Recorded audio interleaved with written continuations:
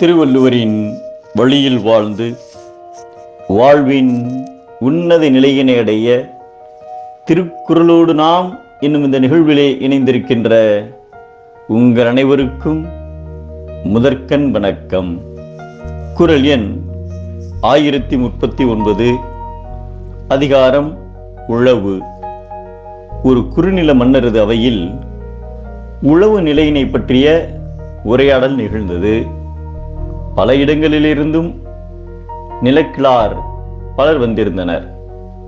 அப்பொழுது அந்த குறுநில மன்னரின் அமைச்சராக இருந்த பிரதாபன் என்பவர் அந்த அவையினரிடம், ஐயன்வீர், ஒரு நிலத்துக்கு சிறந்த உரம் எது என்று கேட்டார். அதற்கு சிலர் ஆட்டின் எருதுதான் சிறந்த உரம் என்றனர். சிலர் மாட்டு எருதுதான் சிறந்த உரம் என்றனர். இன்னும் சிலரோ விவசாயி சேமித்து வைக்கும் குப்பைதான் சிறந்த எரு என்றனர். அப்பொழுது ஒரு பெரியவர் எழுந்து, உடையவன் காலடியே உயர்ந்த உரம் என்றார்.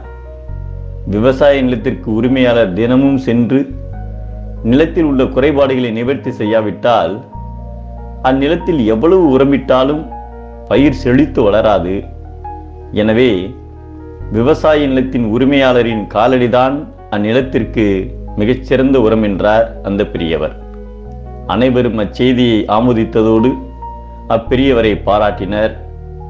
தனது மனைவியை நன்கு பேணாதவன் பிணக்கத்தை அடைவதைப் போல தனது நிலத்தை தினமும் நன்கு பராமரிக்காதவன் அதன் வளத்தை இழந்து வறுமையடைவான் என்பதை செல்லான் கிழவனிருப்பின் நிலம் புலந்து இல்லானின் ஊடிவிடும் என்கிறார் நம் தெய்வப்புலவர் திருவள்ளுவர்.